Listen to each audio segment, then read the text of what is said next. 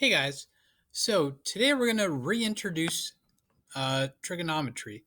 So all of you guys had worked with trig at some point, either last semester, last year, or even a couple years ago if you haven't taken integrated 2 and haven't seen it in a while. So it's just a study of sides and angles inside of a triangle and extrapolating that idea to create functions out of these relationships. Nothing more, nothing less. So let's start with triangle ABC. It's a 5, 12, 13 triangle. So let's say that we look at, let's say we study angle A. So this angle down here in the red. Well, from angles A perspective, 5 is the opposite side. 13 is the hypotenuse. And 12 we would consider the adjacent side. So 5 is the opposite side because it's the side all the way across angle A, hence the word opposite. Hypotenuse because it's the largest side in the right triangle and it's the side opposite the 90-degree angle. And 12 is the adjacent side because it's the side right next to the angle that's not the hypotenuse. So, if we wanted to compare the opposite with the hypotenuse, mathematicians decided that, well, this is a special relationship, so let's give it a name. Let's say it's sine. And we're going to go even further and specify it's the sine from the angle A perspective, right? So if I compare the opposite side with the hypotenuse, I'm comparing the 5 to the 13. So that means that sine of A would be 5 over 13. Now, that's just one comparison the two sides I could make. I could also choose to compare the adjacent side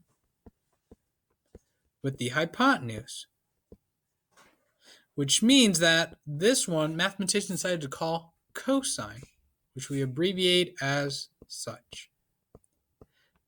And in this instance, the cosine from the angles A's perspective would be the adjacent side, which is 12, divided by the 13, which is your hypotenuse.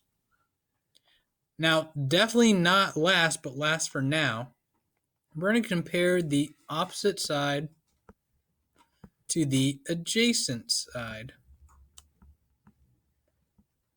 And they decided to call this tangent from the angle A's perspective, which would be the opposite side over the adjacent.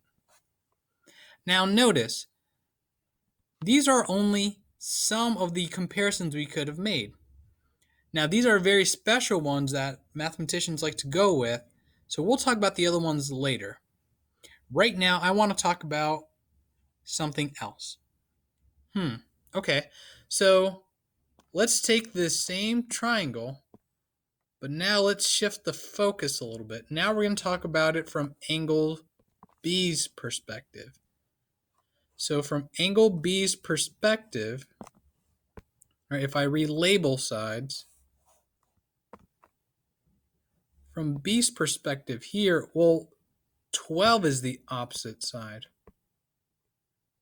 13 is still your hypotenuse because it's the longest side. And 5 is actually now acting as your adjacent side because it's the side next to angle B. So notice the measurements are still the same, but because we changed perspective, we kind of changed things up just a little bit. And let's see how. All right. So if we're talking about sine, but now we change it to talk about sine of B. Well, sine of B would be the opposite side over the hypotenuse, which in this case would be the 12 over 13. Interesting.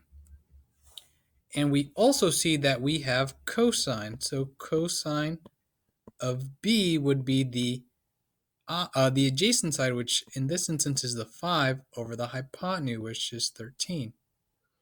And tangent of B would be the opposite side, which is 12 over the adjacent side, which is 5. So time's about to run out. So see if you notice anything interesting